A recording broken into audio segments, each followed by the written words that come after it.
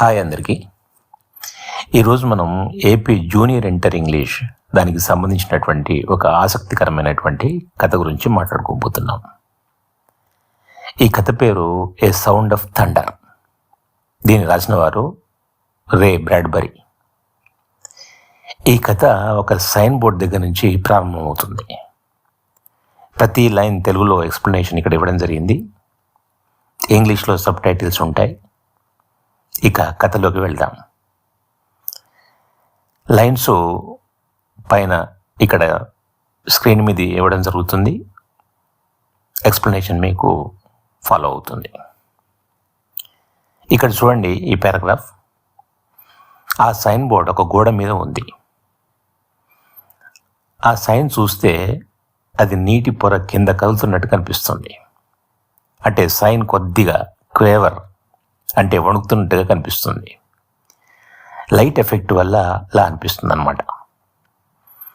ఇప్పుడు ఎకెల్స్ అనే వ్యక్తి ఆ సైన్ బోర్డ్ని చూస్తున్నాడు. అతను తన కనురెప్పల్ని బ్లింక్ చేస్తూ దాని వైపు చూశాడు. ఆ సైన్ బోర్డ్ చాలా ప్రకాశవంతంగా, అంటే మండుతున్నట్టుగా కనిపించింది. సైన్ చాలా స్పష్టంగా మరియు బ్రైట్గా కనిపిస్తుంది.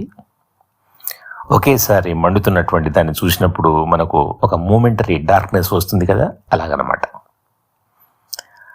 అతనికి కూడా అలాగే అనిపించింది.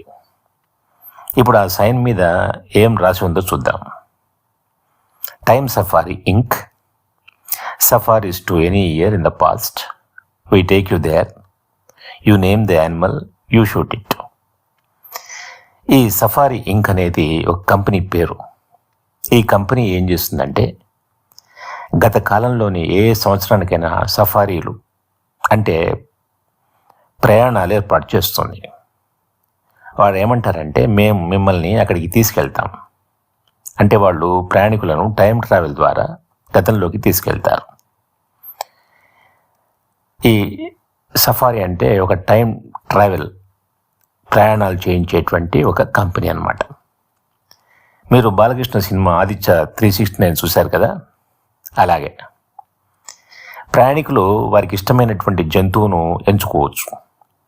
అంటే ప్రయాణికులు ఏ జంతువును వేటాడాలనుకుంటున్నారో ముందే చెప్పాలన్నమాట. అలా ఎంచుకున్నటువంటి జంతువును వారు షూట్ చేయవచ్చు, అంటే వేటాడవచ్చు. సో ఈ సైన్ ఒక అద్భుతమైన టైం ట్రావెల్ కంపెనీ గురించి చెబుతోంది. ఇది ప్రయాణికులను గతంలోకి తీసుకువెళ్ళి వారు ఇష్టపడే జంతువును వేటాడే అవకాశం ఇస్తుందన్నమాట. చాలా ఎగ్జైటింగ్గా ఉంది కదా. ఈ పారాగ్రాఫ్ చూడండి. ఎకెల్స్ అనే వ్యక్తి తన దగ్గర ఉన్న బ్యాంక్ చెక్ని డెస్క్ వెనకాల కూర్చున్న వ్యక్తికి చూపిస్తున్నాడు. ఆ చెక్ విలువ $10,000, అంటే $10,000. ఇది చాలా పెద్ద అమౌంట్ కదా. ఆ చెక్ ఇస్తూ ఎకెల్స్ అడిగిన క్వశ్చన్ కూడా చాలా ఇంట్రెస్టింగ్గా ఉంది. ఈ సఫారీ నుండి నేను సేఫ్గా ప్రాణాలతో తిరిగి వస్తానని మీరు గ్యారంటీ ఇస్తారా అని అడిగాడు. ఇక్కడ మనం గమనించాల్సింది ఏంటంటే, ఎకెల్స్కి ఈ టైం ట్రావెల్ సఫారీ మీద చాలా డౌట్స్ ఉన్నాయి. డబ్బు చెల్లించడానికి సిద్ధంగా ఉన్నప్పటికీ తన ప్రాణం మీద భయం మాత్రం అతన్ని పట్టుకుంది. ఈ పారాగ్రాఫ్ చూడండి. ఎకెల్స్ అడిగిన క్వశ్చన్కి డెస్క్ దగ్గర కూర్చున్న ఒక అఫీషియల్ చాలా క్లియర్గా రిప్లై ఇస్తాడు. మేము దేనికి గ్యారంటీ ఇవ్వం, కానీ మీరు వేటాడడానికి డైనోసార్స్ మాత్రం ఖచ్చితంగా ఉంటాయి అని చెప్తున్నాడు. అంటే ఈ సఫారీలో మీరు ఎలాంటి రిస్క్ తీసుకుంటారో ఆ విషయం మీ మీద మాత్రమే ఆధారపడి ఉంటుంది. ఆ తర్వాత అతను మిస్టర్ ట్రావిస్ అనే వ్యక్తిని ఇంట్రడ్యూస్ చేస్తాడు. అంటే ట్రావిస్ అనే వ్యక్తి గతంలో ప్రయాణికులకు, వాళ్ళు చేయబోయేటువంటి ప్రయాణికులకు, అంటే ప్రయాణం చేసేటువంటి ప్రయాణికులకు గైడ్ లాగా ఉంటాడు.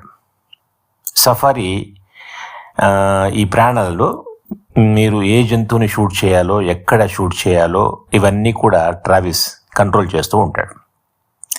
ఇంకో విషయం చాలా స్ట్రిక్ట్గా చెప్పేస్తాడు. అదేంటంటే, ట్రావిస్ ఒకవేళ షూట్ చేయకూడదు అంటే అసలు గన్ వాడకూడదు. సో ఈ సీన్లో మనకు కంపెనీ రూల్స్ క్లియర్గా అర్థమవుతున్నాయి. గైడ్ చెప్పింది ఫైనల్. దానికి విరుద్ధంగా ఎవరు కూడా ఎలాంటి పని చేయకూడదు. తర్వాత పారాగ్రాఫ్ చూడండి. ఎకెల్స్కి రూల్స్ చెప్పేటప్పుడు ఇంకొక వార్నింగ్ కూడా ఇస్తారు. ఎవరైనా గైడ్ చెప్పిన మాటలు వినకుండా తమకు ఇష్టం వచ్చినట్టుగా చేస్తే వెంటనే మరొక $10,000 ఫైన్ కట్టాలి. అంతేకాదు తిరిగి వచ్చిన తర్వాత గవర్నమెంట్ యాక్షన్ కూడా ఫేస్ చేసే అవకాశం ఉంటుందన్నమాట. ఇక్కడ సఫారీ ఎంత స్ట్రిక్ట్గా కంట్రోల్ చేయబడుతుందో మనకు తెలుస్తుంది. కంపెనీకి ప్రయాణికులు బతకడం గ్యారంటీ కాకపోయినా రూల్స్ ఫాలో చేయడం మాత్రం కంపల్సరీ. తర్వాత పారాగ్రాఫ్ చూడండి. ఎకెల్స్ ఒక టైం మిషన్ ముందు నిలబడి ఆశ్చర్యంగా ఊపిరి తీసుకుంటూ మాట్లాడుతున్నాడు. ఆ యంత్రపు వెలుగు అతన్ని సన్నటి ముఖంపై పడుతుంది. అతను అంటాడు, నిజంగా అద్భుతం, ఇది నిజమైనటువంటి టైం మిషన్. నిన్న ఎన్నికల ఫలితం చెడుగా వచ్చి ఉంటే ఈరోజు నేను ఇక్కడే ఉండి ఈ ఫలితాల నుంచి తప్పించుకోవడానికి ప్రయత్నిస్తూ ఉండేవాడిని. దేవుడికి కృతజ్ఞతలు. అదృష్టవశాత్తు కీత్ గెలిచాడు. అతను అమెరికాకు మంచి అధ్యక్షుడు అవుతాడని చెప్పి అంటాడు. ఆ తర్వాత పారాగ్రాఫ్ చూడండి. డెస్క్ వెనకాల ఉన్న వ్యక్తి వెంటనే సమాధానమిస్తాడు. నిజమే, మనం అదృష్టవంతులమని అంటాడు. అతను ఇంకా ఏమంటాడంటే, ఒకవేళ కీత్ కాకుండా డ్యూషర్ గెలిస్తే ఒక డిక్టేటర్ పరిపాలన మనం చూసేవాళ్ళం. ఆ వ్యక్తి అంటే డ్యూషర్ ప్రతిదానికి వ్యతిరేకమైన వ్యక్తి, అంటే యాంటీ ఎవ్రీథింగ్ అనమాట. అతను మిలిటరిస్ట్, అంటే యుద్ధాలను మరియు ఆయుధాలకు సపోర్ట్ చేసేవాడు. అంతేకాదు అతను యాంటీ క్రైస్ట్, అంటే క్రీస్తు వ్యతిరేకి, యాంటీ హ్యూమన్, మనుషుల వ్యతిరేకి, మరియు తెలివైన ఆలోచనలకు వ్యతిరేకి, అంటే యాంటీ ఇంటలెక్చువల్. అంటే అతను మంచి విషయాలను ఇష్టపడాడు, ప్రజల స్వేచ్ఛను, ఆలోచనలను చాలా నీచంగా చూస్తాడు. ఇంకా ఆ డెస్క్ వెనకాల ఉన్న వ్యక్తి ఇలా అంటాడు, ప్రజలు మాకు ఫోన్ చేస్తారు, కొంతమంది జోక్ చేస్తూ మాట్లాడతారు, కానీ అది పూర్తిగా జోక్ కాదు. అంటే కొందరు ఈ డ్యూషర్ గెలిస్తే ఏమో జరుగుతుందో అని భయపడుతూ సీరియస్గా కానీ జోక్లా మాట్లాడారు. ఈ నెక్స్ట్ పారాగ్రాఫ్లో అఫీషియల్ ఇంకా కంటిన్యూ చేస్తున్నాడు. ప్రజలు సరదాగా కానీ నిజంగానే అంటున్నారు, డ్యూషర్ ఒకవేళ ప్రెసిడెంట్ అయితే మేము 1492లోకి వెళ్ళి అక్కడే జీవిస్తాం అని అంటారు. అంటే అతని రూల్ నుంచి తప్పించుకోవడానికి అందరూ కోరుకుంటున్నారు. అతను వెంటనే స్పష్టం చేశాడు, అఫ్కోర్స్ అంటే వాళ్ళ పని ప్రజలను పొలిటికల్ సమస్యల నుంచి తప్పించుకోవడంలో సహాయం చేయడం కాదు, టైం సఫారీలో ఏర్పాటు చేయడం మాత్రమే అని అంటాడనమాట. ఆ తర్వాత అతను చెప్తాడు, ఎనీవే ఇక కీత్ ప్రెసిడెంట్ అయ్యాడు కాబట్టి ఇప్పుడు మీరు భయపడాల్సింది ఒకటే అని సఫారీ గురించి చెప్పబోతాడు. ఈ పారాగ్రాఫ్లో చూడండి. అప్పుడు వెకెల్స్ వెంటనే మధ్యలోనే అందుకొని కంప్లీట్ చేస్తాడు. ఇప్పుడు మనం ఆలోచించవలసింది షూటింగ్ మై డైనోసార్, అంటే నేను వేటాడబోయే డైనోసార్ గురించే కదా అని అతను చెబుతాడు. ఈ టైరనోసారస్ రెక్స్ ఇదొక లిజర్డ్ అనమాట, tyrant lizard, most incredible monster in history. అంటే ప్రపంచ చరిత్రలోనే అత్యంత భయంకరమైన రాక్షసు లాంటి జంతువు అది. టైరనోసారస్ రెక్స్ని వేటాడబోతున్నానని అతనికి తెలుసు. అఫీషియల్ ఒక రిలీజ్ ఫామ్ ఇస్తూ చెబుతాడు, ఈ ఫామ్పై సంతకం చేయండి, మీకు ఏం జరిగినా మేము బాధ్యత వహించం. చివరిగా వార్నింగ్ ఇస్తాడు, ఆ డైనోసార్స్ ఎప్పుడూ ఆకలితో ఉంటాయి అని భయపెట్టేలా చెప్పాడు. ఆ తర్వాత ఎకెల్స్ ఈ పారాగ్రాఫ్లో చూడండి, అతని ముఖం కోపంతో ఎర్రబడుతుంది. వెంటనే అంటాడు, ట్రయింగ్ టు స్కేర్ మీ, అంటే నన్ను భయపెట్టడానికి ప్రయత్నం చేస్తున్నావా అని. అప్పుడు అఫీషియల్ నిజాయితీగా రిప్లై ఇస్తాడు, అవును నిజంగానే, ఎందుకంటే వాళ్ళు మొదటి షాట్ విన్న వెంటనే ప్యానిక్ అయ్యే వాళ్ళను సఫారీకి తీసుకెళ్ళదలుచుకోలేదు. అందుకే అతను చెప్తాడు, గత సంవత్సరం 6 గైడ్స్ చనిపోయారు, ఇంకా 12 మంది హంటర్స్ కూడా ప్రాణాలు కోల్పోయారు. తర్వాత అతను చెప్పిన మాటలు చాలా స్ట్రాంగ్గా ఉంటాయి, మేము ఇక్కడ ఒక నిజమైన హంటర్ కోరుకునే అత్యంత గొప్ప థ్రిల్ ఇవ్వడానికి ఉన్నాం అని. ఆ తర్వాత పారాగ్రాఫ్లో అఫీషియల్ ఇలా చెబుతున్నాడు, మేము మిమ్మల్ని 60 మిలియన్ సంవత్సరాల క్రితానికి తీసుకెళ్తున్నాం. అంటే మొత్తం హిస్టరీలోనే అతిపెద్ద వేటాడే యానిమల్ని హంట్ చేసే అవకాశం మీకు ఇస్తున్నాం అని చెబుతాడు. దాని అర్థం ఏంటంటే మీ బ్యాంక్ చెక్ ఇంకా మీ చేతుల్లోనే ఉంది. టైం ట్రావెల్ చేయడానికి మీకు ఒకవేళ భయంగా ఉంటే ఆ చెక్ని చించి వేయవచ్చు అని దీని అర్థం. ఇది రిమైండర్ అన్నమాట. అంటే వేటలోకి వెళ్ళే నిర్ణయం ఫైనలైజ్ చేసుకోమని చెప్పి అతను చెబుతున్నాడు. ఎకెల్స్ తన చెక్ వైపు చూశాడు, బ్యాంక్ చెక్ వైపు. అతని వేళ్ళు తడబడతాయి. అంటే లోపల థ్రిల్ ఉంది, కానీ దాంతోపాటు భయం కూడా ఉంది. ఆ తర్వాత చూడండి పారాగ్రాఫ్. డెస్క్ వెనకాల ఉన్న వ్యక్తి చివరగా ఎకెల్స్కి గుడ్ లక్ చెప్తాడు. ఇక నుంచి మీ విషయాలన్నీ ట్రావిస్కి అప్పగించబడతాయి అని. అందరూ నిశ్శబ్దంగా గది అంతా తిరిగి ఆ తర్వాత బయటికి వస్తూ తమ గనుసు తీసుకుని మషిన్ వైపు వెళ్తారు. వాళ్ళు ఒక మెరిసే వెండి లోహంతో తయారైన టైం మిషన్ దగ్గరికి వెళ్తారు. అక్కడ రోరింగ్ లైట్ అంటే గర్జిస్తున్నట్టు శబ్దం చేస్తూ వెలుగులు విరజమ్ముతున్న మషిన్ వాళ్ళ కోసం రెడీగా ఉంది. నెక్స్ట్ పారాగ్రాఫ్లో చూడండి. ప్రయాణం మొదలవుతుంది.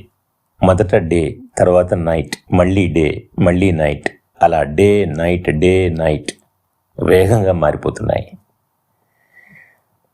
అది క్రమంగా ఒక వీక్, ఒక మంత్, ఒక ఇయర్, ఒక డికేడ్గా మారిపోతుంది. సంవత్సరాలు వెనక్కి వెళ్ళిపోతూ ఉన్నాయి.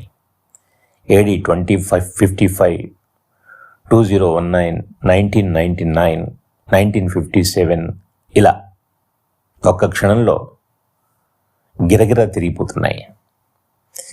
ఇదంతా జరుగుతుండగా మషిన్ గర్జిస్తూ అంటే రోరింగ్ చేస్తూ ఉరుముల్లా శబ్దం చేస్తూ వాళ్ళని కాలంలోకి వెనక్కి తీసుకెళ్తోంది. ఈ పారాగ్రాఫ్ చూడండి. వాళ్ళు తమ ఆక్సిజన్ హెల్మెట్స్ ధరించారు. ఇంటర్కామ్స్ సరిగా పనిచేస్తున్నాయో లేదో పరీక్షించుకున్నారు. ఎకెల్స్ మాత్రం తన సాఫ్ట్గా ఉన్న సీట్ మీద కూర్చున్నాడు. కానీ అతని ముఖం తెల్లగా పాలిపోయింది. అతని దవడలు గట్టిగా బిగుసుకుపోయి ఉన్నాయి. అతని చేతులు వణుకుతున్నాయి అని అతనికి అనిపించింది. తన చేతుల వైపు చూసుకున్నాడు. అతని చేతులు కొత్త రైఫిల్ని బలంగా పట్టుకున్నట్టుగా కనిపించాయి. అంటే ప్రయాణం మొదలు కాకముందే ఎకెల్స్ లోపల భయం, టెన్షన్ మొదలైపోయాయి. ఇక నెక్స్ట్ పారాగ్రాఫ్ చూడండి. మషీన్లో ఎకెల్స్తో పాటు ఇంకా 4 ఉన్నారు. ట్రావిస్, ఇతను సఫారీ లీడర్, తర్వాత అతని అసిస్టెంట్ లెస్పెరాన్స్ మరియు 2 హంటర్స్ ఉన్నారు, బిల్లింగ్స్ మరియు క్రేమర్, వారిద్దరి పేర్లు. అందరూ ఒకరినొకరు నిశ్శబ్దంగా చూస్తూ కూర్చున్నారు. వాళ్ళ చుట్టూ సంవత్సరాలు మెరుపుల్లా వేగంగా వెళ్ళిపోతున్నాయి. ద ఇయర్స్ బ్లేజ్డ్ అరౌండ్ దెమ్ అంటే అదే మీనింగ్. ఆ తర్వాత పారాగ్రాఫ్ చూడండి. ఎకెల్స్ అడుగుతాడు, ఈ గన్స్తో నిజంగా ఒక డైనోసార్ని పడగొట్టగలమా అని. అప్పుడు ట్రావిస్ తన హెల్మెట్ రేడియో ద్వారా సమాధానమిస్తాడు, పడగొట్టగలం, కానీ సరైన చోట షూట్ చేయగలిగితేనే అని. ఆ తర్వాత వివరంగా చెప్తాడు, కొన్ని డైనోసార్స్కి 2 బ్రెయిన్స్ ఉంటాయి. ఒకటి హెడ్లో ఉంటుంది, ఇంకోటి స్పైనల్ కాలం కింది భాగంలో ఉంటుంది. అంటే అవి అంత భారీగా ఉంటాయి కాబట్టి బాడీని కంట్రోల్ చేయడానికి ఒక బ్రెయిన్ సరిపోదు. ఆ తర్వాత పారాగ్రాఫ్ చూడండి. ట్రావిస్ ఇలా చెబుతాడు, అలాంటి డబల్ బ్రెయిన్ డైనోసార్స్ దగ్గరికి మనం వెళ్ళం. అది అదృష్టాన్ని ఎక్కువగా పరీక్షించుకోవడం అవుతుంది అని. ఆ తర్వాత ఇన్స్ట్రక్షన్స్ ఇస్తాడు. ముందుగా కళ్ళలో 2 షాట్స్ వేయాలి, వాటిని బ్లైండ్ చేయాలి. ఆ తర్వాత బ్రెయిన్లోకి షూట్ చేసి ఫినిష్ చేసేయాలి. ఇదంతా జరుగుతుండగా టైం మెషిన్ గర్జిస్తూ వెనక్కి వెళ్తూ ఉంది. అంటే ఒక సినిమా రివర్స్లో పరిగెడుతున్నట్టుగా గత కాలంలోకి వెళ్తూ ఉంది. సూర్యులు పారిపోతున్నట్టు, లక్షల చంద్రులు కూడా వెనక్కి వెళ్ళిపోతున్నట్టుగా కనిపిస్తాయి. ఇంతలో ఎకెల్స్ తాను ఒక మాట అంటాడు. థింక్ అంటే తనను తాను మెంటల్గా ప్రిపేర్ చేసుకోవాలని ప్రయత్నం చేస్తూ ఉన్నాడు. ఆ తర్వాత పారాగ్రాఫ్ చూడండి. మషీన్ క్రమంగా స్లో అయి చివరికి ఆగిపోతుంది. ఆకాశంలో సూర్యుడు కూడా ఒక చోటే నిలిచినట్టు కనిపిస్తాడు. మషీన్ని చుట్టుముట్టిన ఫాగ్ మెల్లగా తొలగిపోతుంది. వాళ్ళు ఇప్పుడు ఒక old time, a very old time indeed, అంటే చాలా పాత కాలంలోకి వెళ్ళిపోయారు. అక్కడ ముగ్గురు హంటర్స్, ఇద్దరు సఫారీ హెడ్స్ వాళ్ళ బ్లూ మెటల్ గన్స్ను మోకాల మీద పెట్టుకొని కొత్త ప్రపంచాన్ని ఎదుర్కోవడానికి సిద్ధంగా కూర్చున్నారు. ఆ తర్వాత పారాగ్రాఫ్లో చూడండి, ట్రావిస్ చెబుతున్నాడు, Christ is not Born yet, అంటే ఇప్పుడు మనం వచ్చిన కాలంలో ఇంకా క్రీస్తు జన్మించలేదు. తర్వాత చెబుతాడు, the pyramids are still in the earth waiting to be cut out and put up, అంటే ఈజిప్ట్లోని పిరమిడ్స్ కూడా ఇంకా నిర్మించబడలేదు. అంటే అంతటి పాతకాలంలోకి వీళ్ళు వెళ్ళిపోయారని మనకు తెలుస్తుందన్నమాట. అతను రిమైండ్ చేస్తాడు, Alexander, Caesar, Napoleon, Hitler, none of them exist, అంటే ఇంకా వాళ్ళంతా పుట్ల, వీళ్ళలో ఎవరు కూడా ఆ కాలంలో లేరు, వీళ్ళ జననం చరిత్ర ఇంకా రాయబడలేదు. ఇది విని ఎకిల్స్ తల ఊపుతాడు. అంటే అతనికి ఇది ఎంత ప్రీ హిస్టారిక్ టైమో అర్థమవుతుందన్నమాట. తర్వాత పారాగ్రాఫ్ చూడండి, ట్రావిస్ ఏదో చూపిస్తూ అంటాడు, ఇది ప్రెసిడెంట్ కీత్ కాలానికి 60 మిలియన్ సంవత్సరాల ముందు ఉన్నటువంటి అడవి. ఇది వినగానే ఎకిల్స్కి అర్థమవుతుంది, వాళ్ళు ఇప్పుడు నిజంగా అన్ఇమాజినబుల్ ప్రీ హిస్టారిక్ జంగిల్లోకి వచ్చేసారని. ఈ పారాగ్రాఫ్ చూడండి, ట్రావిస్ ఒక మెటల్ పాత్ వైపు చూపిస్తాడు. ఆ పాత్ నేరుగా ఆకుపచ్చ వైడర్నెస్లోకి వెళ్తుంది, స్ట్రీమింగ్ స్వాంప్ మీదుగా అనమాట. భారీ ఫెన్స్ మరియు తాటి చెట్ల మధ్యలోంచి ఈ పాత్ సాగుతుంది. అతను చెబుతాడు, ఈ పాత్ టైమ్ సఫారీ ప్రయాణికుల కోసం ప్రత్యేకంగా వేసినటువంటిది. ఈ దారి ప్రత్యేకం ఎందుకంటే ఇది నేలపై నేరుగా తగలదు, అంటే భూమి మీద 6 ఇంచుల ఎత్తులో తేలుతూ ఉంటుందన్నమాట. ఒక్క గడ్డి, ఆకు, పువ్వు, చెట్టు దేన్ని కూడా తాకకుండా ఉండేలా చేశారు. దీనివల్ల గతంలోని సహజ వాతావరణం డిస్టర్బ్ కాకుండా ఉంటుందన్నమాట. ఆ తర్వాత పారాగ్రాఫ్ చూడండి, ట్రావిస్ వివరంగా చెబుతూనే ఉన్నాడు, ఈ పాత్ ఒక ప్రత్యేకమైన యాంటీ గ్రావిటీ మెటల్తో తయారు చేశారు. దీని పర్పస్ ఏంటంటే టైం ట్రావెల్ ద్వారా గతంలోకి ప్రయాణికులు వచ్చేసినటువంటి వాళ్ళు ఎవ్వరు కూడా దేన్ని కూడా ఏ విధంగానూ తాకకుండా కాపాడడానికి. అతను చాలా స్ట్రిక్ట్ వార్నింగ్ ఇస్తాడు, ఎప్పుడు మీరంతా కూడా ఈ పాత మీదే ఉండాలి, ఒక్క అడుగు కూడా బయటికి వేయకూడదు, ఏ కారణం చేత అయినా పక్కకు వెళ్ళకూడదు అని గట్టి వార్నింగ్ ఇస్తాడు. ఆ తర్వాత చెబుతాడు, పాత నుంచి పక్కకు వెళ్తే మీరు దేన్నైనా టచ్ చేస్తే శిక్ష ఉంటుంది అని. చివరిగా ఇంకో రూల్ చెప్తాడు, సఫారీ టీం అనుమతి ఇవ్వని ఏ జంతువును ఎవ్వరూ కూడా షూట్ చేయకూడదు. అప్పుడు ఎకిల్స్ అడుగుతాడు, ఎందుకు ఇంత స్ట్రిక్ట్ రూల్స్ అని. ట్రావిస్ ఎక్స్ప్లెయిన్ చేస్తాడు, మనకు ఫ్యూచర్ మార్చే హక్కు లేదు, మనం పాస్ట్కు చెందిన వాళ్ళం కాదు. తర్వాత చెబుతాడు, ప్రభుత్వం కూడా ఈ సఫారీస్ని ఇష్టపడదు, కానీ మనం చాలా భారీగా లంచాలు కట్టి ఈ ఫ్రాంచైజీని కొనసాగిస్తున్నాం. అతను ఇంకా హెచ్చరిస్తూ ఇలా చెబుతాడు, టైం మెషిన్ అనేది సెన్సిటివ్ మ్యాటర్ అన్నమాట. మనకు తెలియకపోయినా ఒక చిన్న పక్షి, ఒక రోచ్ అంటే కాక్రోచ్ లాంటి ఇన్సెక్ట్, ఒక ఫ్లవర్ లేదా ముఖ్యమైన జంతువుని చంపేస్తే అది ఒక స్పీసీస్ డెవలప్మెంట్లోని ముఖ్యమైన లింక్ని ధ్వంసం చేస్తుందన్నమాట. దాంతో ఫ్యూచర్ మొత్తం మారిపోతుంది. దీన్నే బటర్ఫ్లై ఎఫెక్ట్ అని అంటారు. అయితే ఎకిల్స్కి అది అర్థం కాదు, అందుకే చెబుతాడు తనకు అర్థం కాలేదని, దట్స్ నాట్ క్లియర్ అని. అప్పుడు ట్రావిస్ వివరంగా చెబుతాడు, ఒకవేళ మనం ఇక్కడ ఒక మౌస్ని పొరపాటున చంపేశామనుకోండి, అంటే ఆ ఒక్క మౌస్ ఫ్యూచర్, ఆ ఫ్యూచర్లో ఉండబోయే మొత్తం కుటుంబాలు, తరాలు అన్నీ లేకుండా పోతాయి కదా. దానికి సమాధానం వస్తుంది అవునని, అది నిజమని. మరి ట్రావిస్ ఇంకా స్పష్టంగా చెబుతున్నాడు, ఆ ఒక్క మౌస్ వల్ల పుట్టబోయే తరాలు, వాటి నుండి పుట్టబోయే మరో తరాలు అన్నీ కూడా లేకుండా పోతాయి. నువ్వు ఒకసారి పాదం మోపి ఆ మౌస్ని నాశనం చేస్తే ముందుగా 1, తర్వాత డజన్లు, తర్వాత 1000, లక్షలు, కోట్ల సంఖ్యలో పుట్టబోయే మైస్ అన్నీ కూడా అంతమైపోతాయి కదా.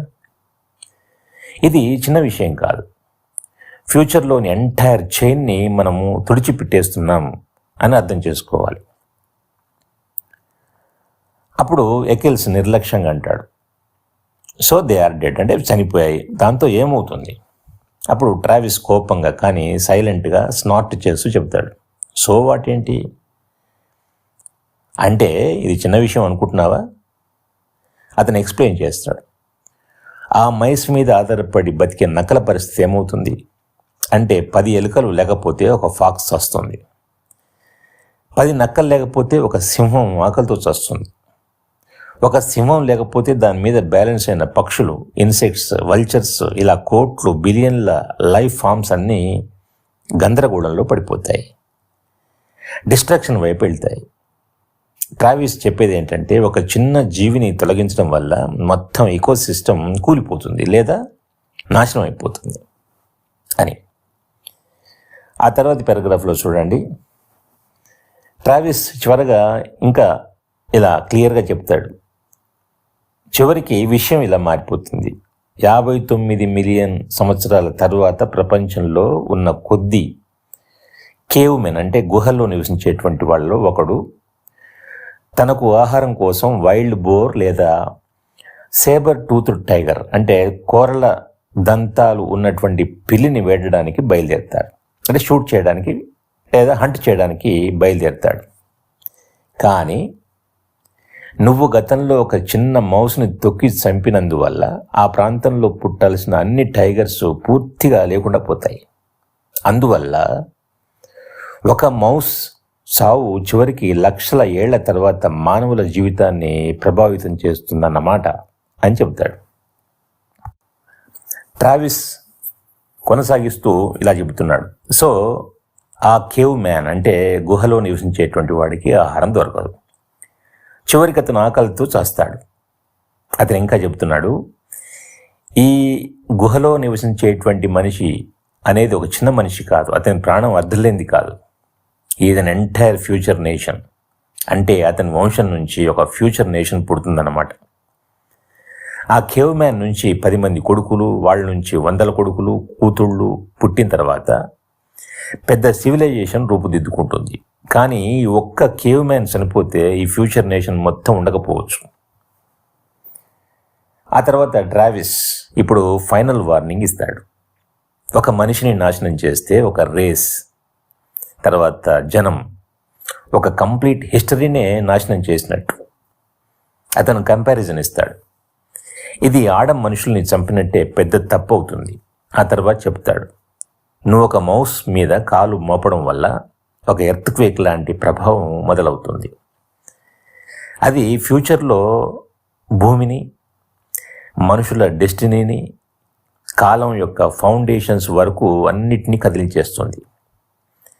ఈ కేవ్ మ్యాన్ చనిపోతే భవిష్యత్తులో పుట్టాల్సిన బిలియన్ల మంది అన్బార్న్ బేబీస్ ఎప్పటికీ పుట్టారు. చివరిగా ట్రావిస్ గట్టిగా రూల్స్ రిమైండ్ చేస్తాడు, so be careful, stay on the path, never step off, అంటే జాగ్రత్తగా ఉండండి, ఎప్పుడు మెటల్ పాత్ మీదనే ఉండండి, ఒక్కడుగు కూడా బయటికి వేయవద్దు అని. ఆ తర్వాత చూడండి పారాగ్రాఫ్, ఎకిల్స్ అడుగుతాడు, అంటే మనం గడ్డి ఆకు కూడా తాకూడదన్నమాట అని. కరెక్ట్ అని ట్రావిస్ సమాధానం ఇస్తాడు.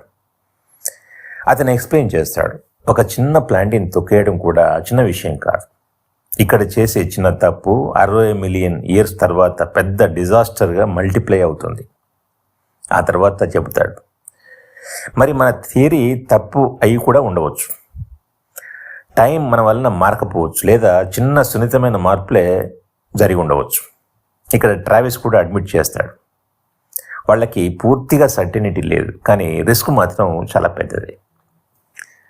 ఆ తర్వాత చూడండి పారాగ్రాఫ్. ట్రావిస్ ఇంకా క్లియర్గా చెబుతున్నాడు, ఇక్కడ ఒక మౌస్ చావుతోనే ఇక్కడ ఇన్సెక్ట్స్ బ్యాలెన్స్ కూలిపోతుంది. ఈ ఇంబ్యాలెన్స్ వల్ల తర్వాత జనాభాలో డిస్ప్రపోర్షన్ వస్తుందన్నమాట. పంటలు దెబ్బతింటాయి, దాంతో డిప్రెషన్, ఆకలి, మాస్ స్టార్వేషన్, చివరికి చాలా దూరం ఉన్న దేశాల్లో కూడా ప్రజల స్వభావం, సమాజం మొత్తం మారిపోతుంది. అతను చెప్పేది ఏంటంటే చిన్న చిన్న సటిల్ చేంజెస్ మాత్రమే జరుగుతాయేమో, కానీ ఎవరూ ఖచ్చితంగా చెప్పలేరు, ఎవరికీ పూర్తిగా తెలియదు, మాకు కూడా తెలియదు. దీని ద్వారా ట్రావిస్ వార్నింగ్ ఇస్తున్నాడు. టైం అంటే చాలా మిస్టీరియస్ అనమాట. ఒక చిన్న మిస్టేక్ కూడా అన్ఇమాజినబుల్ కాన్సిక్వెన్సెస్కి దారితీస్తుంది అని. ఆ తర్వాత చూడండి నెక్స్ట్ పారాగ్రాఫ్లో ట్రావిస్ చెబుతున్నాడు, ఇప్పుడు మనమంతా కేవలం గెసెస్ మాత్రమే చేస్తున్నాం. మనం టైంలో తలదూర్చడం, హిస్టరీలో పెద్ద గర్జన వంటి శబ్దం వస్తుందా లేదా చిన్న రజిల్ లాంటి కదలిక వస్తుందా అనేది మనకు క్లియర్ నాలెడ్జ్ లేదు. అందుకే జాగ్రత్తగా ఉండాల్సి వస్తుందన్నమాట. తర్వాత ఎక్స్ప్లెయిన్ చేస్తాడు, ఈ మెషిన్, ఈ పాత్, మీ బట్టలు, మీ శరీరాలు ప్రయాణం కాకముందే స్టెరిలైజ్ చేశారు. ఆ విషయం మీకు కూడా తెలుసు. చివరిగా చెబుతాడు, మనం ఈ ఆక్సిజన్ హెల్మెట్స్ ఎందుకు ధరించామంటే మన బ్యాక్టీరియా ఈ ఏన్షియంట్ అట్మాస్ఫియర్లోకి చేరకుండా ఉండడానికి. ఇది మొత్తం చూస్తే వారి ప్రతి స్టెప్ కూడా ఫ్యూచర్కి అపాయం కలగకుండా సైంటిఫిక్గా కంట్రోల్ చేయబడుతుంది అన్నమాట. ఆ తర్వాత నెక్స్ట్ పారాగ్రాఫ్, ఎకెల్స్ అడుగుతాడు, మనకు ఏ జంతువును షూట్ చేయాలో ఎలా తెలుస్తుంది అని. ట్రావిస్ సమాధానం ఇస్తాడు, they are marked with red paint. అంటే ఆ జంతువులపై రెడ్ పెయింట్తో గుర్తు పెట్టి ఉంచాం. తర్వాత ఎక్స్ప్లెయిన్ చేస్తాడు, ఈరోజు మన ప్రయాణానికి ముందు లెస్పరాన్స్ అతనితో మెషిన్లో ఈ కాలానికి పంపించేశాం. అంటే అతను ఆ పర్టికులర్ టైంకి వచ్చేసి కొన్ని యానిమల్స్ని ట్రాక్ చేసి వాటిని గుర్తించాడు. దీనివల్ల హంటర్స్కి స్పష్టంగా తెలుస్తుంది ఏ జంతువుని వేటాడాలో, ఏ జంతువుని టచ్ చేయకుండా వదిలేయాలో ముందే ఇది చేయడం జరిగిందనమాట. అప్పుడు ఎకెల్స్ అడుగుతాడు, అంటే వాటిని స్టడీ చేస్తున్నామా, ఆల్రెడీ చేసేసారా? ఎస్ అని లెస్పరెన్స్ చెప్తాడు. తర్వాత అతను వివరంగా ఇలా అంటాడు, నేను ఈ జంతువుల జీవితం అంతా ట్రాక్ చేస్తాను. అందులో ఎక్కువ కాలం జీవించే జంతువులు చాలా తక్కువ. అవి ఎన్నిసార్లు మేట్ అవుతాయో కూడా నోట్ చేస్తాను. అది కూడా ఎక్కువగా కాదు, వాటి జీవితం చాలా చిన్నది. చనిపోయే ఎగ్జాక్ట్ గంట, నిమిషం, సెకండ్ కూడా నోట్ చేస్తాం. అంటే టైం సఫారీ వాళ్ళు వేట ఆడమని చెప్పి అనుమతించే జంతువులు ఎలాగైనా సరే చనిపోవలసినవి మాత్రమే. ఆ తర్వాత పారాగ్రాఫ్ చూడండి. లెస్పరెన్స్ చెబుతున్నాడు, నేను పెయింట్ బాంబ్తో ఆ జంతువులను షూట్ చేస్తాను. దాంతో దాని శరీరంపై రెడ్ ప్యాచ్ పడుతుంది. దాన్ని మిస్ అవ్వడం అసాధ్యం. అంటే ఆ మాన్స్టర్ ఎలాగైనా చనిపోవడానికి 2 నిమిషాల ముందు మనం దాన్ని ఎదుర్కొంటాం. అంటే ఇలా చేస్తే మనం ఎలాగైనా చనిపోబోయే జంతువులనే వేటాడతాం. చూసారా ఎంత జాగ్రత్తగా ప్లాన్ చేస్తున్నామో అని వివరిస్తాడు. అప్పుడు ట్రావిస్ గట్టిగా అంటాడు, లేవండి, అందరూ లేచి రెడీ అవ్వమని చెప్తాడు. వాళ్ళు మషిన్ని వదిలి బయటికి వెళ్ళడానికి సిద్ధమవుతారు. ఆ తర్వాత చూడండి, ఆ అడవి చాలా ఎత్తుగా ఉంది, చాలా వెడల్పుగా ఉంది. మొత్తం ప్రపంచమే ఒక జంగిల్ లాగా కనిపిస్తుంది.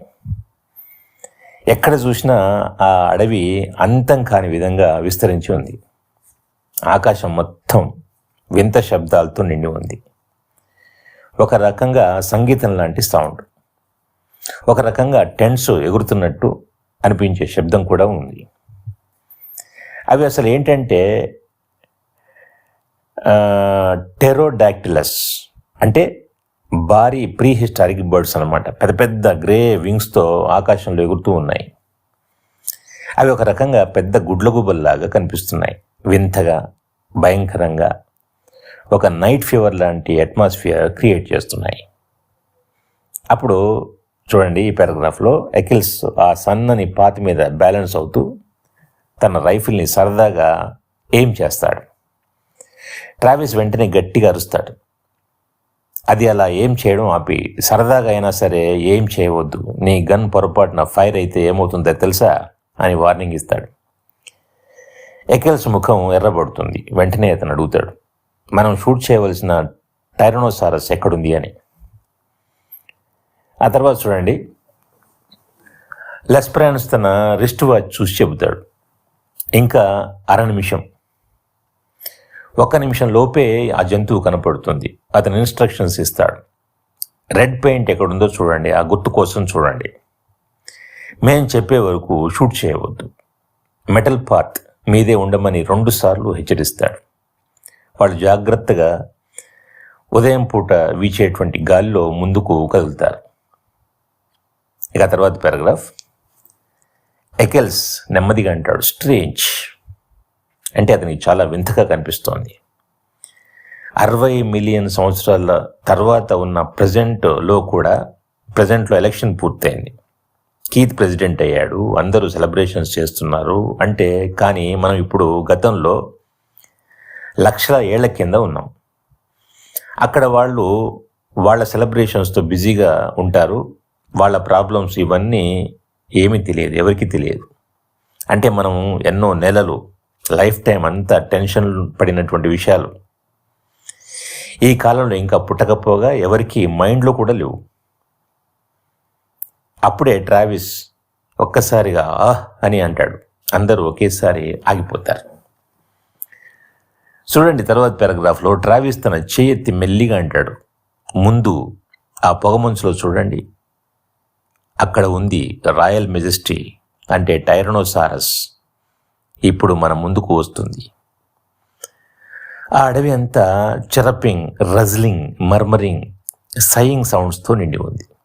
కానీ ఒక్కసారిగా అన్ని శబ్దాలు ఆగిపోయాయి. అది ఎలాగంటే ఎవరో ఒకరు తలుపు ఒక్కసారిగా బిగించి మూసివేసినట్టు.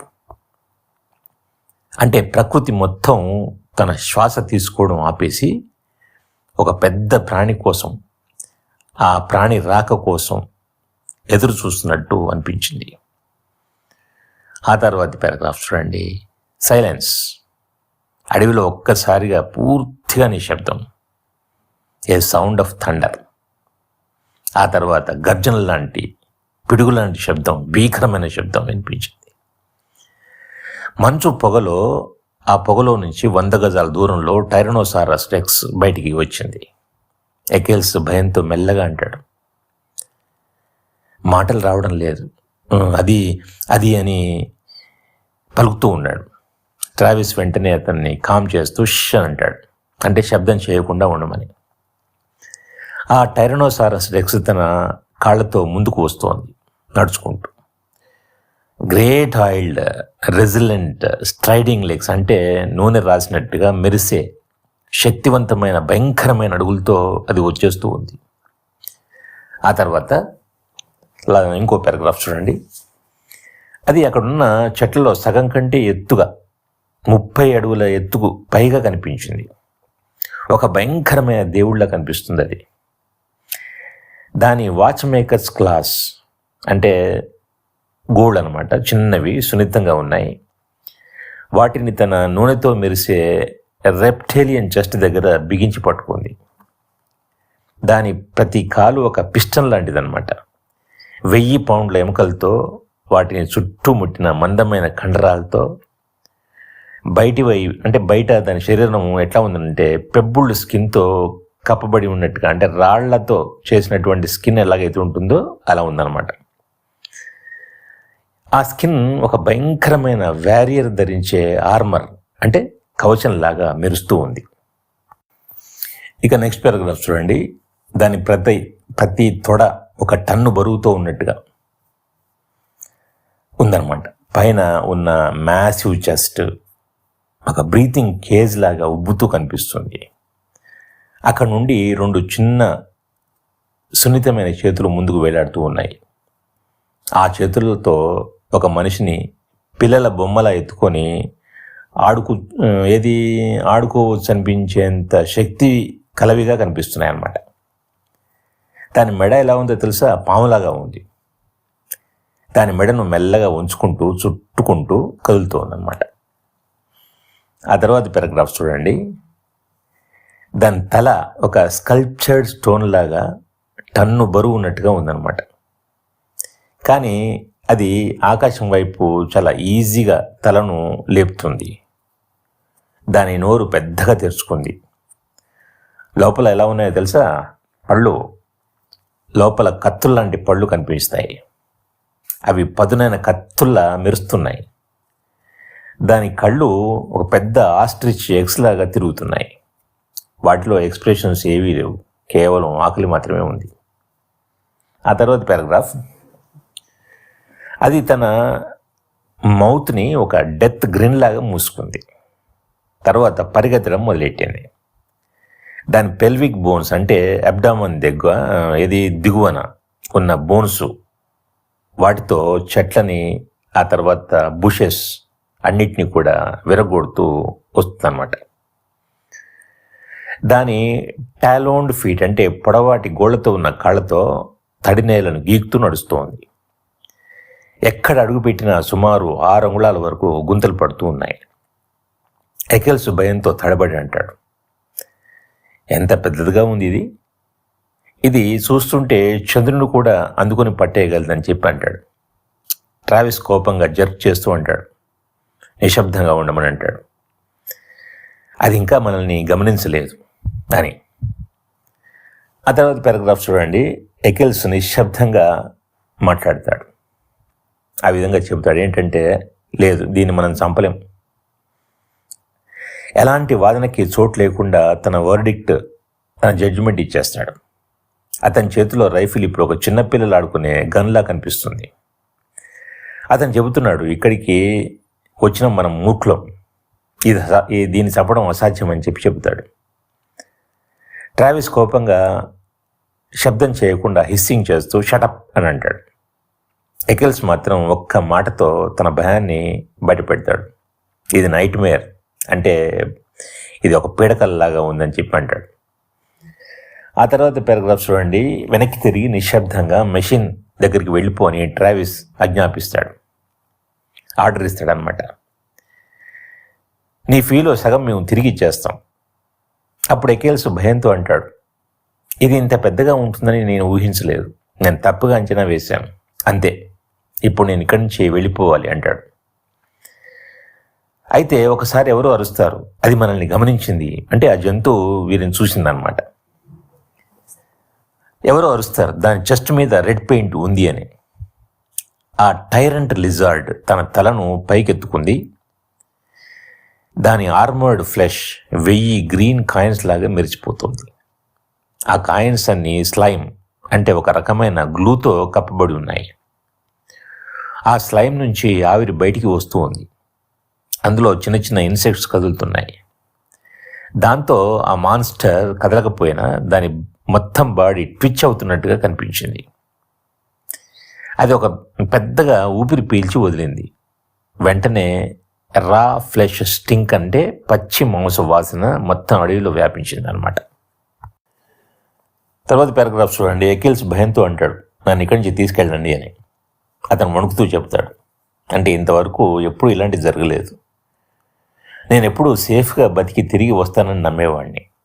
అంటే ఇంతకుముందు ఎప్పుడు నాకు మంచి గైడ్స్ ఉండేవాళ్ళు, మంచి సఫారీస్, తర్వాత ఫుల్ సేఫ్టీ ఉండేది.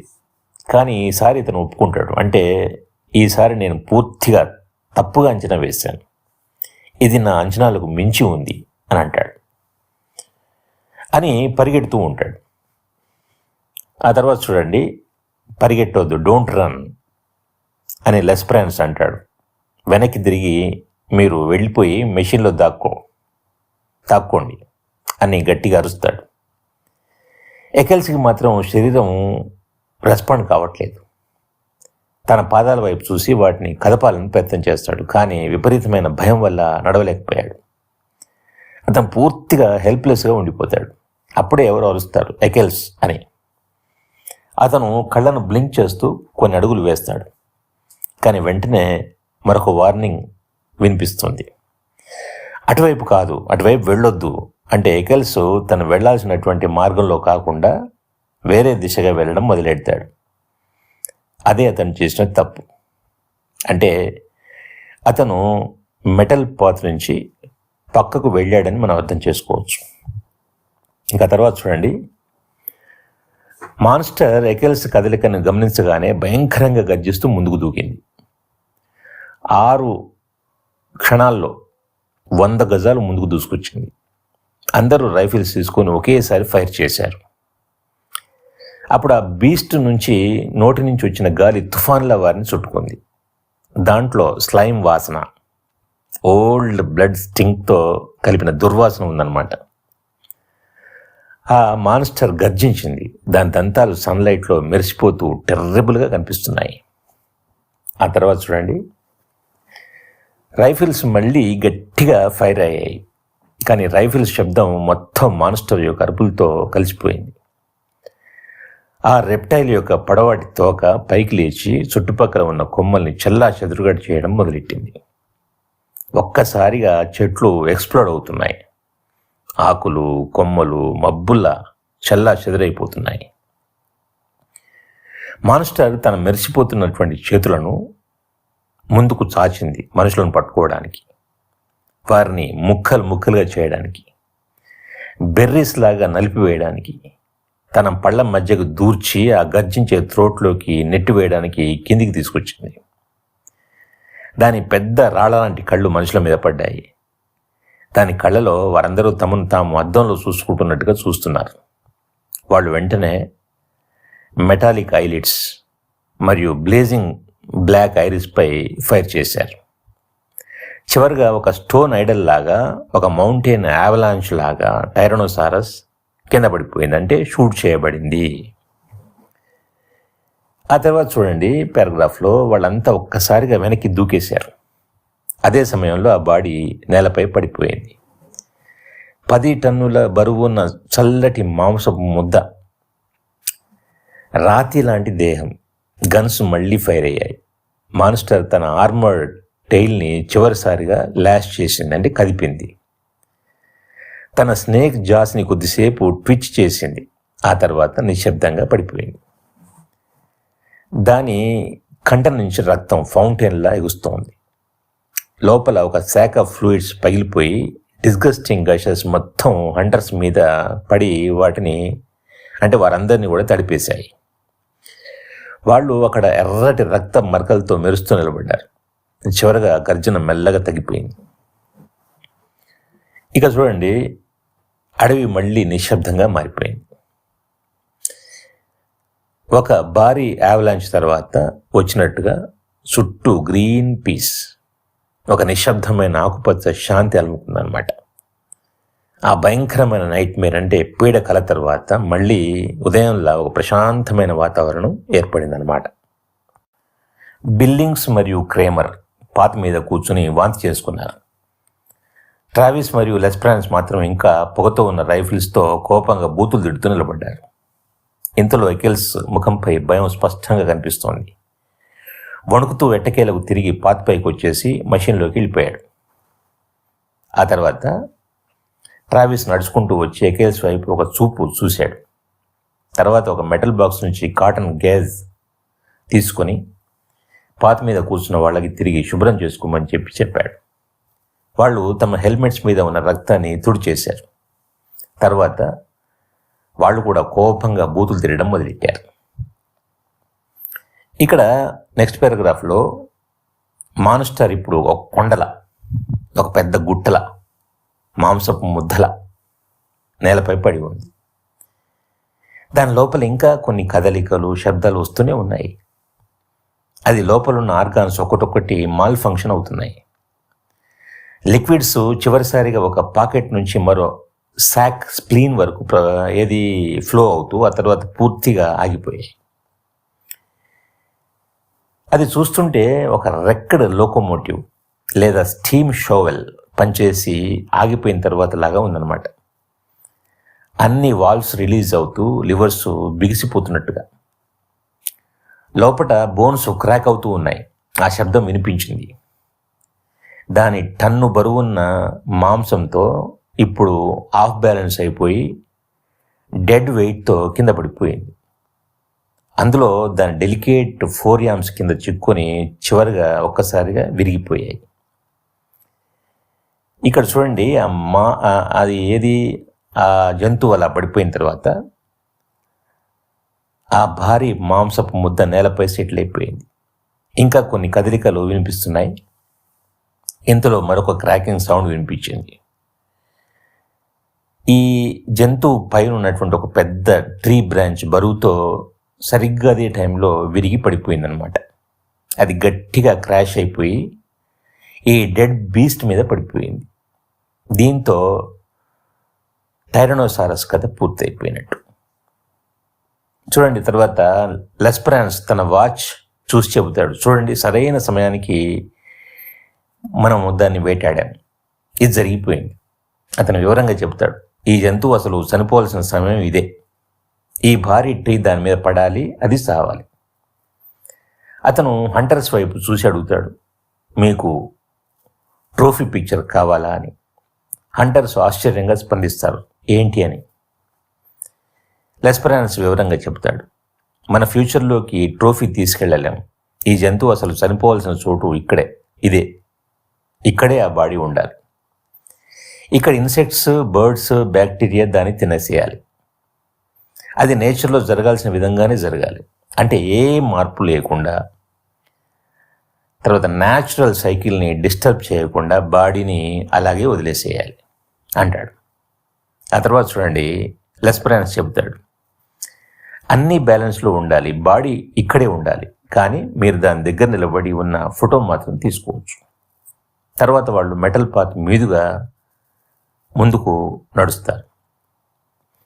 చివరిగా అలసడితో వాళ్ళు మషిన్ కుషన్లో కూర్చున్నారు. ఆ తర్వాత చూడండి, ఎకెల్స్ అక్కడ వణుకుతూ కూర్చున్నాడు అనమాట. చివరికి నిశ్శబ్దంగా అన్నాడు, ఐఎమ్ సారీ అని. ట్రావిస్ గట్టిగా అరుస్తాడు, గడప్. అతనికి చాలా కోపంగా ఉంది. ఎకెల్స్ లేస్తాడు.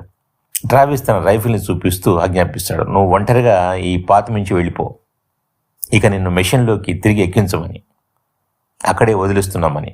అంటే ఇతనిలో కోపం ఉందన్నమాట. అప్పుడు లెస్పరాన్స్ ట్రావిస్ యొక్క చేపట్టుకొని ఆపేస్తాడు, వెయిట్ అని చెబుతాడు. ఆ తర్వాత చూడండి, ట్రావిస్ కోపంతో లెస్పరాన్స్ చేయి వదిలేసి అరుస్తాడు, దాని నుంచి దూరంగా ఉండమని, అంటే ఈ మ్యాటర్ నుంచి దూరంగా ఉండమని. అతను గట్టిగా అంటాడు, ఈ ఫూల్ మనల్ని ఆల్మోస్ట్ చంపేశాడు. కానీ అంతకంటే పెద్ద సమస్య ఏంటంటే అతని షూస్ చూడండి, అతను మెటల్ పాత నుంచి బయటకు వెళ్ళిపోయాడు. దాంతో మనం పూర్తిగా నాశనం అయిపోయాం. మన ఇన్సూరెన్స్ మొత్తం పోతుంది, $1000 నష్టపోతాం. ఎందుకంటే మనం ఇప్పుడు ఒక గ్యారంటీ ఇస్తాం ఎప్పుడు కూడా. ఏంటి ఆ గ్యారంటీ? ఎవరు కూడా మెటల్ పాత్ నుంచి బయటికి వెళ్ళకూడదు, వెళ్ళలేరు అని. తర్వాత ట్రావిస్ కోపంగా కొనసాగిస్తాడు, అంటే అతను మెటల్ పాత్ వదిలి పక్కకు వెళ్ళాడు. ఈ ఫూల్ ఎంత పని చేశాడు. నేను ఈ విషయాన్ని గవర్నమెంట్కు రిపోర్ట్ చేయాలి. వాళ్ళు మన టైం ట్రావెల్ లైసెన్స్ని క్యాన్సిల్ చేస్తారు. ఎవరికీ తెలియదు వీడి వల్ల టైం హిస్టరీలో ఏ మార్పు జరిగిందో ఏమో అని. అప్పుడు ఎవరో అతన్ని శాంతపరచాలని ప్రయత్నం చేస్తారు. టేక్ ఇట్ ఈజీ అంటారు. అతను చేసింది కేవలం కొద్దిగా బురదం తొక్కడమే కదా, వదిలేయమని చెబుతారు. ఆ తర్వాత ట్రావిస్ అరుస్తాడు, బురద మాత్రమే తొక్కాడని మనకి ఎలా తెలుసు? మనకేమీ తెలియదు, ఇదంతా ఒక మిస్టరీ. తర్వాత కోపంగా చెప్తాడు, గెట్ అవుట్ ఆఫ్ హియర్ ఎకెల్స్ అని. ఎకెల్స్ భయంతో తన షర్టును పట్టుకొని వణుకుతూ అంటాడు, జరిగిన దానికి నేను ఎంతైనా చెల్లిస్తాను, $1,00,000 అయినా ఇస్తాను అంటాడు. ఆ తర్వాత చూడండి, ట్రావిస్ ఎకెల్స్ యొక్క క్యాష్ బుక్ వైపు కోపంగా చూసి నేలపై ఉమ్మేస్తాడు. అతను చెబుతాడు, బయటికి వెళ్ళు, మాన్స్టర్ దగ్గరే ఉండు. మాన్స్టర్ దగ్గర పాత దగ్గరే ఉందన్నమాట. నీ చేతులు మోచేతుల వరకు దాని నోట్లో పెట్టిరా, అప్పుడు మాత్రమే మాతో తిరిగి రావచ్చును ఈ టైం ట్రావెల్ మెషిన్లో అంటాడు. ఎకెల్స్ భయంతో తడబడుతూ అంటాడు, అంటే ఏంటి, ఇది అన్రీజనబుల్ అని అంటాడు అనమాట. ఆ తర్వాత చూడండి, ట్రావిస్ గట్టిగా అరుస్తాడు, ఆ మాన్స్టర్ చనిపోయింది, కానీ బుల్లెట్స్ మాత్రం అక్కడే వదిలిపెట్టలేం కదా అని ట్రావిస్ అంటాడు. ఆ బుల్లెట్స్ పాస్ట్లో ఉండకూడదు, అవి అక్కడ ఉంటే ఏదైనా మార్పు జరిగిపోవచ్చు అని అంటాడు అనమాట. అంటే బుల్లెట్స్ బయటికి తీయాలి. చివరిగా ఒక కత్తి ఇస్తూ ఇలా అంటాడు, ఇగో నా నైఫ్, ఆ బుల్లెట్స్ను తవ్వి బయటికి తీసేయి అని చెప్పి అరుస్తాడు. అప్పుడు లెస్పెరాన్స్ మెల్లగా అంటాడు అనమాట, అతనితో ఈ పని చేయించాల్సిన అవసరం లేదు. దానికి ట్రావిస్ ప్రతిగా అంటాడు, it is too early to tell. అతను ఆ కదలకుండా ఉన్న బాడీని కాలుతో తన్నుతూ ఎగెల్స్ బతుకుతాడు, కానీ తర్వాత ఇలాంటి వేటాడడానికి ఎప్పుడు రాడు. చివరిగా ట్రావిస్ అలసడితో తన వేలు లెస్పెరాన్స్ వైపు చూపిస్తూ అంటాడు, ఓకే మెషిన్ రెడీ చేయి, ఆన్ చేయి, మనం తిరిగి వెళ్ళిపోదాం అని అంటాడు అన్నమాట. ఆ తర్వాత 1492, 1776, 1812 ఇలా కాలం మళ్ళీ ముందుకు వెళ్తూ ఉంటుంది. టైం మెషిన్లో మషిన్ మళ్ళీ రోరింగ్ చేస్తూ వాళ్ళని ప్రవాహంలోకి తీసుకెళ్తుంది. వాళ్ళు తమ హ్యాండ్స్ మరియు ఫేసెస్ క్లీన్ చేసుకుంటారు. ఆల్రెడీ రక్తం మట్టితో కేకింగ్ అయిపోయిన షర్ట్స్ మరియు ప్యాంట్స్ మార్చుకున్నారు. ఎకిల్స్ కూడా మళ్ళీ లేచి కాస్త తిరుగుతాడు, కానీ ఒక్క మాట కూడా మాట్లాడాడు. ట్రావిస్ మాత్రం అతని వైపు 10 నిమిషాల పాటు కోపంగా చూస్తూనే ఉంటాడు. అప్పుడు ఎకిల్స్ అరుస్తాడు, నన్ను అలా చూడకండి, నేనే తప్పు చేయలేదని. ఎవరు చెప్పగలరు ఆ విషయం? నువ్వే తప్పు చేయలేదని వెంటనే సమాధానం వస్తుంది. ఎకిల్స్ తడబడుతూ అంటాడు, నేను ఆ మెటల్ పాత్ నుంచి కాస్త బయటికి వెళ్ళాను అంతే, నా షూస్ మీద కొద్దిగా మట్టి పడింది, ఇప్పుడు మరి నన్ను ఏం చేయమంటారు? మీ కాళ్ళ దగ్గర పడిపోయి ప్రార్థించమంటారా అని అడుగుతాడు అన్నమాట. ట్రావిస్ అప్పుడు గట్టిగా హెచ్చరిస్తాడు, నాకు నిన్ను చంపే అవసరం రావచ్చు ఎకెల్స్, నేను నిన్ను ఇప్పటికి చంపే అవకాశం ఉంది, ఇప్పటికి కూడా నువ్వు చేసిన పనికి. ఆ పని చేయడానికి అంటే నిన్ను చంపడానికి నా గన్తో నేను సిద్ధంగా ఉన్నాను కూడా. ఎకిల్స్ భయంతో అంటాడు, తను నిర్దోషి అని, నేనేం చేయలేదని అంటాడు. ఇక టైం మెషిన్ వెళ్తూనే ఉంటుంది. 1999, 2000, 2055 ఇలా మెషిన్ రోరింగ్ చేస్తూ ప్రజెంట్లోకి తిరిగి వచ్చింది. ఇప్పుడు మెషిన్ ఆగిపోయింది. ట్రావిస్ బయటికి వెళ్ళమని కఠినంగా అంటాడు. తర్వాత పారాగ్రాఫ్ చూడండి. ఆ రూమ్ వాళ్ళు వదిలిపెట్టినట్టే ఉంది, కానీ వదిలినట్టుగా లేదు. అదే మనిషి అదే డెస్క్ వెనకాల కూర్చున్నాడు, కానీ అతను పూర్తిగా అదే మనిషి కాదు. డెస్క్ కూడా అంతకు ముందున్న డెస్క్ లాగా కనిపించలేదు. ట్రావిస్ వెంటనే చుట్టూ చూశాడు, ఒక్కసారిగా అలర్ట్ అయ్యాడు. అతను గట్టిగా అడిగాడు, ఇక్కడ అన్నీ బాగానే ఉన్నాయా అని. అప్పుడు ఆ డెస్క్ దగ్గర కూర్చున్న అఫీషియల్ ఒక చిన్న నవ్వుతో ఇలా చెప్తాడు, ఫైన్, వెల్కమ్ హోమ్, అంటే అన్నీ బాగానే ఉన్నాయి, తిరిగి స్వాగతం అని. కానీ ట్రావిస్ మాత్రం రిలాక్స్ కాలేదు. అతను ఒక హై విండో వైపు చూస్తూ ఉన్నాడు. ఏదో తేడా కనిపిస్తున్నట్టుగా ఉంది. తర్వాత ఎకెల్స్ వైపు తిరిగి, okay Eccles, get out, don't ever come back అని చెబుతాడు, అంటే తిరిగి రావద్దని. కానీ ఎకెల్స్ కదలలేకపోయాడు. ట్రావిస్ గట్టిగా అన్నాడు, విన్నావు కదా నేనేమన్నాను, మరి ఇంకా ఏం చేస్తున్నావు, ఇంకా ఏం చూస్తున్నావు అని. తర్వాత చూడండి, ఎకెల్స్ అక్కడ నిలబడి గాలి వాసన తీసుకున్నాడు. కానీ ఆ గాలిలో ఏదో వింత ఉంది, ఒక కెమికల్ టెయింట్, చాలా సూక్ష్మంగా, చాలా స్లైట్గా. అది అతనికి స్పష్టంగా కనిపించకపోయినా లోపల లోతైన సబ్లైమినల్ సెన్సెస్ మాత్రం చిన్నగా హెచ్చరించాయి, ఏదో తేడా ఉంది అని. గోడలపై ఫర్నిచర్ మీద, కిటికీ బయట ఆకాశంలో కనిపించే colours, white, grey, blue, orange, ఇవన్నీ ఏదో వింతగా తప్పుగా కనిపిస్తున్నాయి. మరియు ఒక ఫీల్ కూడా ఉంది, ఏదో సరిగా లేని వాతావరణం. ఆ తర్వాత చూడండి, ఎకెల్స్ శరీరం వింతగా ట్విచ్ అవుతూ ఉంది. అతని చేతులు కూడా వణుకుతున్నాయి. అతను అక్కడే నిలబడి తన శరీరంలోని పోర్స్, అంటే శ్వేత రంధ్రాల ద్వారా ఆ వింత ఆర్డినెస్ని తాగుతున్నట్టుగా అనిపించింది. అదో రకంగా ఇలా ఉంది. ఎక్కడో ఎవరు కేకలు వేస్తున్నట్టుగా, ఒకరు కుక్కలు మాత్రమే వినగలిగే విజిల్ మోగిస్తున్నట్టుగా అనిపించింది. ఎకెల్స్ శరీరం మాత్రం దానికి ప్రతిస్పందనగా స్క్రీమ్డ్ సైలెన్స్ చేసింది. బయటికి శబ్దం రాకపోయినా లోపల భయంకరమైన అరుపు వినిపిస్తున్నట్టుగా ఉందన్నమాట. ఆ తర్వాత చూడండి, ఈ రూమ్ అవతల, ఆ గోడ అవతల, ఆ డెస్క్ వెనకాల కూర్చున్న కానీ అసలు అదే మనిషి కానీ ఆ వ్యక్తి అవతల ఒక entire world of streets and people ఉన్నారు. కానీ ఆ ప్రపంచం ఇప్పుడు ఎలా ఉందో చెప్పడం కష్టం. ఎకెల్స్కి అనిపించింది ఆ గోడల అవతల జనాలు కదులుతూ ఉన్నారు, కానీ అది సాధారణ కదలిక కాదు.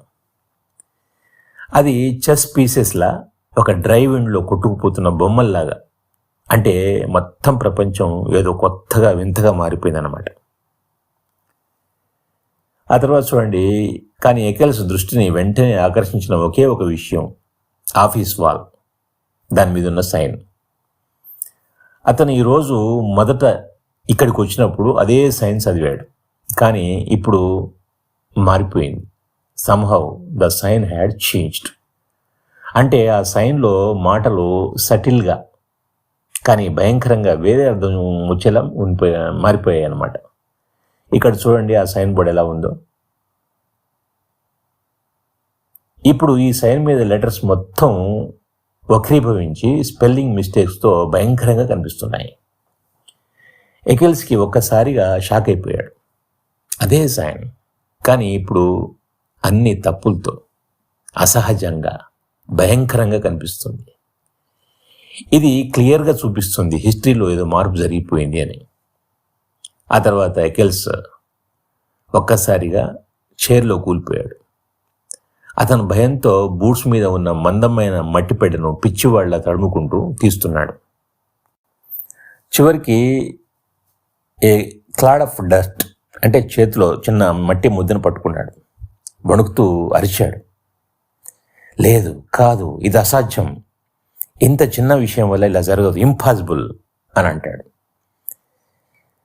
అసలు జరిగిన విషయం ఏంటంటే, అతను గతంలో, అంటే టైం ట్రావెల్ చేసినప్పుడు గతంలోకి ఈ మెటల్ పాత్ నుంచి పక్కకి వెళ్ళినప్పుడు ఆ చిన్న తప్పు ఒక జరిగిందనమాట. ఆ తప్పు ప్రపంచాన్ని మొత్తం మార్చేసింది అని అతనికి అర్థమైపోయింది. అసలు ఏం జరిగింది చూడండి, నెక్స్ట్ పారాగ్రాఫ్. ఆ బురదలో గ్రీన్, గోల్డ్, బ్లాక్ కలర్స్తో మెరుస్తూ ఒక అందమైన బటర్ఫ్లై కనిపించింది. చాలా అందంగా, కానీ చచ్చిపోయి ఉంది.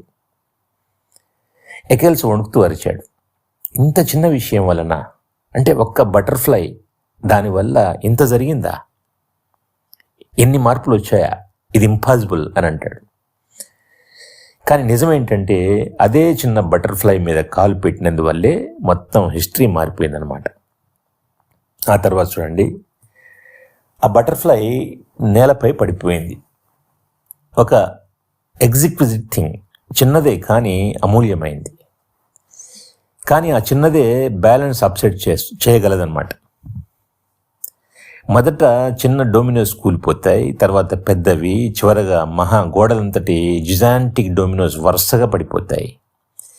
ఇలాగే సంవత్సరాలుగా కాలప్రవాహం అంతా కూలిపోతూ ఉంటుంది. ఎకెల్స్కి తల తిరిగిపోతుంది. అతను వణుకుతూ అంటాడు, ఒక్క బటర్ఫ్లై చనిపోవడం వల్ల ఇంత మారిపోదు కదా, అంత ఇంపార్టెన్స్ అది దాని లైఫ్, నిజంగా ఇలా జరిగిందా అని. ఎకెల్స్ ముఖం మొత్తం మారిపోయిందనమాట, చల్లబడిపోయింది. అతను అతను మాట్లాడుతుంటే వణుకు వస్తూ ఉంది. నిన్నటి ఎన్నికల్లో ఎవరు గెలిచారు? డెస్క్ వెనుక ఉన్న వ్యక్తి గట్టిగా నవ్వేశాడు. ఏంటి మీరు జోక్ చేస్తున్నారా? మీకు బాగా తెలుసు కదా, డ్యూసర్ గెలిచాడు. ఇంకెవరు? ఆ వీక్ పర్సన్ కీత్ కాదు. ఇప్పుడు మన దగ్గర ఒక ఐరన్ మ్యాన్ ఉన్నాడు, గట్స్ ఉన్నవాడు ఉన్నాడు. అతను ఒక్కసారిగా ఆగిపోయాడు. తర్వాత అడిగాడు, వాట్స్ రాంగ్, ఏంటి, ఎందుకలా ఉన్నావు, ఎందుకలా అడిగావు అని. అప్పుడు ఎకెల్స్ ఒక వేదనతో నిట్టూర్పు విడుస్తాడు. మోకాలిపై నేల మీద కూలిపోయాడు. తనకు అర్థమైపోయింది. తన వణుకుతున్న వేళ్లతో నేలపై పడ్డ గోల్డెన్ బటర్ఫ్లై వైపు చేయి చాపాడు. దాన్ని పట్టుకోవడానికి పిచ్చివాళ్ల స్క్రాబుల్ చేయడం మొదలెట్టాడు. ఇక ఆ తర్వాత యూనిట్ 3 బ్రేవ్ న్యూ వరల్డ్ 75. ఇక్కడ చూడండి, ఇక్కడ ఎకెల్స్ వణుకుతూ వేడుకుంటూ ఉంటాడు ప్రపంచాన్ని, తనని తాను, అఫీషియల్స్ని, మెషిన్ని చూసి ఇలా అంటూ ఉంటాడు, మనం దీన్ని తిరిగి తీసుకెళ్ళలేమా, మళ్ళీ బతికించలేమా, మళ్ళీ మొదలు పెట్టలేమా, మళ్ళీ ఇలా అంటూ ఉంటాడు కాంట్వి అని. అతని మాటల్లో భయం, పశ్చాత్తాపం, హెల్ప్లెస్నెస్ అన్నీ కలిసిపోతాయి. ఆ తర్వాత చూడండి, ఎకెల్స్ కదలలేదు, కళ్ళు మూసుకొని వణుకుతూ ఎదురు చూశాడు. అతనికి స్పష్టంగా వినిపించింది ట్రావిస్ గదిలో గట్టిగా శ్వాస తీసుకుంటున్న శబ్దం. ట్రావిస్ తన రైఫిల్ని కదిలించాడు, సేఫ్టీ క్యాచ్ని క్లిక్ చేశాడు, వెపన్ని పైకెత్తాడు. అదే క్షణంలో ఏ సౌండ్ ఆఫ్ థండర్, ఒక గర్జన, ఒక భయంకరమైన ముగింపు. చివరికి ఏ సౌండ్ ఆఫ్ థండర్ అని రాసి స్టోరీ ఆ లైన్తో ముగుస్తుందన్నమాట. దాని అర్థం స్పష్టంగా చెప్పకపోయినా మనం అర్థం చేసుకోవచ్చు. ట్రావిస్కి ఎకెల్స్ మీద చాలా కోపంగా ఉంది. ఎందుకంటే అతను మెటల్ పాత్ వదిలి బయటికి వెళ్ళి బటర్ఫ్లైని తొక్కేసి చంపేసి మొత్తం హిస్టరీని మార్చేశాడు.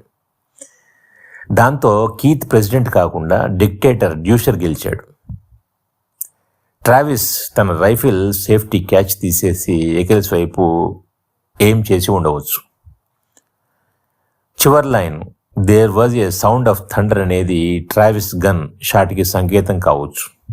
అంటే ఎకెల్స్ తన చిన్న మిస్టేక్ వల్ల ప్రపంచాన్ని మార్చేశాడు.